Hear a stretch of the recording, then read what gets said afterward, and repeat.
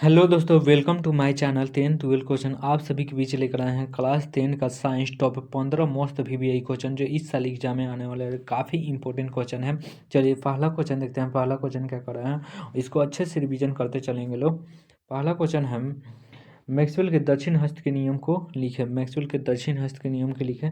इसका आंसर है, मैक्सवेल के दक्षिण हस्त के नियम, यदि धारावाहित तार को दाएं हाथ की मुट्ठी में इस प्रकार पकड़ा जाए कि अंगूठा धारा की दिशा की ओर संकेत करता हो और हाथ की अन्य अंगुलियां चुंबकीय क्षेत्र की दिशा व्यक्त करता हो। मतलब कि यह नियम धारावाही तार के चारों ओर चुंबकीय क्षेत्र की दिशा को निर्धारित करने में मदद करता है या तय करने में मदद करता है। चलिए दूसरा क्वेश्चन देखते हैं। दूसरा क्वेश्चन क्या कर रहे हैं हम, दूसरा क्वेश्चन कर रहे हैं हम कि फ्लेमिंग के वाम हस्त के नियम को लिखे। फ्लेमिंग के वाम हस्त के नियम को लिखे। इसका आंसर है, फ्लेमिंग का वाम हस्त का नियम यह बताता है कि यदि बाएं हाथ का यदि बाएं हाथ का अंगूठा तर्जनी और मध्यमा परस्पर समकोण रखे गए हो तो तर्जनी क्षेत्र की दिशा में और मध्यमा धारा की दिशा में हो तो अंगूठा बल की दिशा को संकेत करता है। अंगूठा बल की दिशा को संकेत करता है। मतलब वाम हाथ का चुंबकीय क्षेत्र की दिशा निर्धारित करने या तय करने में मदद करता है। फ्लेमिंग का वाम हाथ का नियम कहलाता है। चलिए दूसरा क्वेश्चन देखते हैं। दूसरा क्वेश्चन क्या कर रहा है, दूसरा क्वेश्चन है, फ्लेमिंग के दक्षिण हस्त के नियम को लिखे। फ्लेमिंग के दक्षिण हस्त के नियम को लिखे। इसका आंसर है, इस नियम के अनुसार यदि दाएं हाथ का अंगूठा तर्जनी और मध्यमा एक दूसरे के लंबवत रखे तो अंगूठा बल की दिशा तर्जनी चुंबकीय क्षेत्र की दिशा तथा मध्यमा प्रेरित धारा की दिशा को दर्शाता है। मतलब दक्षिण हस्त के धारावाहित तार की दिशा और चुंबकीय क्षेत्र की दिशा निर्धारण निर्धारण करना दक्षिण हस्त का नियम कहलाता है। चलिए दूसरा क्वेश्चन देखते हैं। दूसरा क्वेश्चन क्या करा है, दूसरा क्वेश्चन है कि विद्युत चुंबक किसे कहते हैं। विद्युत चुंबक किसे कहते हैं। इसका आंसर है, विद्युत चुंबक वैसा चुंबक है जिसमें चुंबकत्व उतना ही समय तक विद्यमान रहता है जितना समय तक परिनालिका में विद्युत धारा प्रवाहित रहती है। विद्युत चुंबक एक ऐसा उपकरण है जो विद्युत धारा के गति या प्रवेश चुंबकीय क्षेत्र उत्पन्न करता है। या ऐसे भी बोल सकते हैं हम, एक ऐसा उपकरण जो विद्युत धारा के प्रवाह से चुंबकीय क्षेत्र उत्पन्न करता हो। चलिए दूसरा क्वेश्चन देखते हैं। दूसरा क्वेश्चन क्या करा हम, दूसरा क्वेश्चन है, गेल्वेनीकरण या जस्तीकरण किसे कहते हैं। गेल्वेनीकरण या जस्तीकरण किसे कहते हैं। इसका आंसर है, धातु के किसी वस्तु को पिघलते हुए जस्ता के देने से चुंबक डुबा देने से वस्तु का परत जस्ता की एक परत बैठ जाती है, इसे जस्तीकरण कहते हैं। इसे जस्तीकरण कहते हैं। मतलब कि लोहे या इस्पात की सतह पर जस्ते की एक परत चढ़ाने की प्रक्रिया जिससे उस पर जंग नहीं लगती और उसकी सुरक्षा बढ़ जाता है। चलिए दूसरा क्वेश्चन देखते हैं। दूसरा क्वेश्चन क्या कर रहा है। आई होप कि आप लोगों को समझ में आ रहा होगा। और इसका पीडीएफ चाहिए तो मेरे टेलीग्राम चैनल पर अपलोड है, वहाँ से जाके आप पीडीएफ डाउनलोड कर सकते हैं। डिस्क्रिप्शन में लिंक दे देंगे। दूसरा क्वेश्चन है, उभयधर्मिक पदार्थ किसे कहते हैं। उभयधर्मिक पदार्थ किसे कहते हैं। इसका आंसर है, वैसा पदार्थ जो अम्ल और क्षार दोनों के साथ अभिक्रिया करते हैं तो उसे उभयधर्मिक पदार्थ कहते हैं। काफ़ी सटीक परिभाषा इसका दिए हैं, जैसे कि जिंक, एल्युमिनियम, कांच आदि। उभयधर्मिक ऐसा पदार्थ है जो विद्युत धारा के प्रवाहित करने या रोकने दोनों की क्षमता रखता है। आई होप कि आप लोग को समझ में आ रहा है। चलिए दूसरा क्वेश्चन देखते हैं। दूसरा क्वेश्चन क्या कर रहा है। दूसरा क्वेश्चन है 7 नंबर, संक्षारण किसे कहते हैं। इसके दो उदाहरण दीजिए। इसका आंसर है, जब कोई धातु अपने आसपास अम्ल, नमी आदि से अभिक्रिया करके संक्षारित हो जाता है तो इसे संक्षारण कहते हैं। संक्षारण का मतलब धातु या पदार्थ के सतह पर ऑक्सीजन, नमी या रसायनों से अभिक्रिया करने से होने वाली क्षति, जैसे कि लोहे का जंग लगना या तांबे पर हरी परत। चलिए दूसरा क्वेश्चन देखते हैं, दूसरा क्वेश्चन क्या करना है। दूसरा क्वेश्चन है 8 नंबर। मेंडलीव का आवर्त सारणी, मेंडली का आवर्त नियमों को लिखें। मेंडली के आवर्त नियमों को लिखें। इसका आंसर है, तत्वों के भौतिक और रासायनिक गुण उनके परमाणु द्रव्यमान को आवृत्ति फलन होते हैं।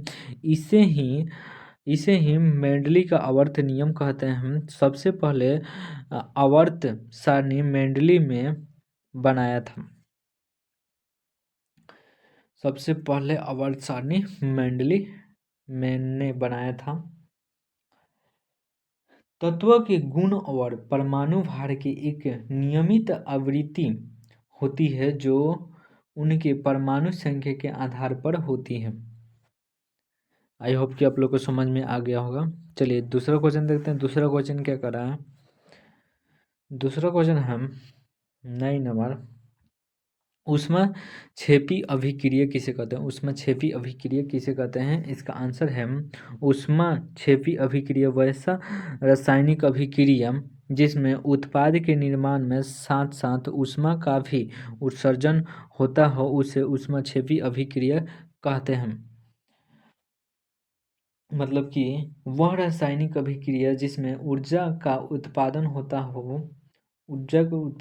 हो और गर्मी निकलती है।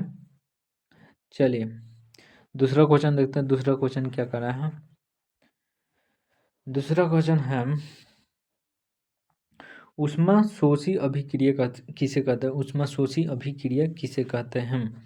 इसका आंसर है, ऊष्माशोषी अभिक्रिया वैसा रासायनिक अभिक्रिया जिसमें अभिक्रिया के फलस्वरूप ऊष्मा का अवशोषण होता हो उसे ऊष्माशोषी अभिक्रिया कहते हैं। ऊष्माशोषी अभिक्रिया मतलब कि वह रासायनिक अभिक्रिया जिसमें ऊर्जा का अवशोषण होता है और ठंडक महसूस होती है। चलिए दूसरा क्वेश्चन देखते हैं। दूसरा क्वेश्चन क्या कर रहा है। फटाफट रिवीजन करते चलेंगे एकदम जोश के साथ में। दूसरा क्वेश्चन है, अम्लीय वर्षा किसे कहते हैं। अम्लीय वर्षा किसे कहते हैं। इसका आंसर है, अम्लीय वर्षा वायुमंडल में मौजूद सल्फर डाइऑक्साइड और नाइट्रोजन ऑक्साइड जैसे प्रदूषकों के कारण होती है जो वर्षा के साथ पृथ्वी पर गिरते हैं और अम्लीय पानी बनाते हैं। यह पर्यावरण और जीव जंतुओं के लिए हानिकारक हो सकता है। मतलब कि वायुमंडल में उपस्थित अम्लीय गैस के कारण वर्षा का अम्लीय होना जो पर्यावरण और जीव जंतुओं के लिए हानिकारक होता है।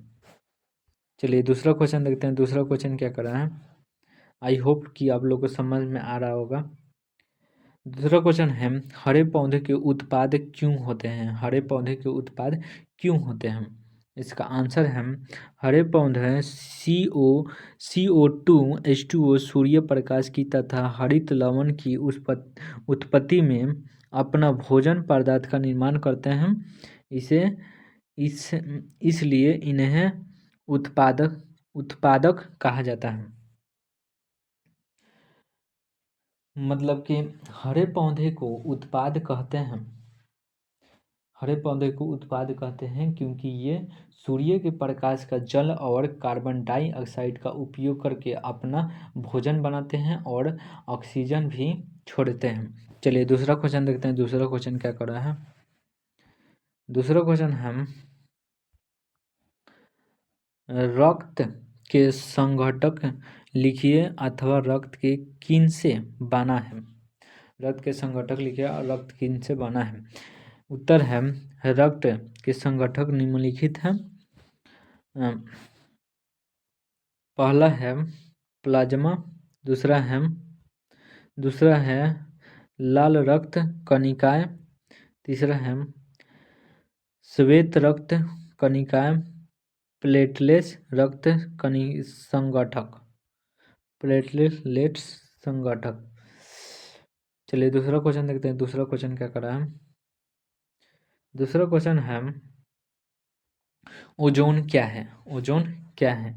इसका आंसर है वायुमंडल में समता मंडल में ऑक्सीजन के 3 परमाणु वाले अणु पाए जाते हैं, इन्हें ओजोन कहते हैं।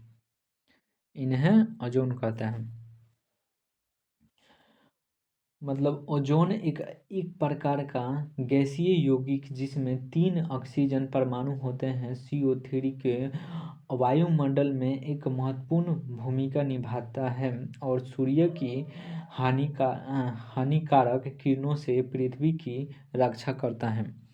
चलिए दूसरा क्वेश्चन देखते हैं। दूसरा क्वेश्चन क्या कर रहा है। दूसरा क्वेश्चन है और लास्ट क्वेश्चन है।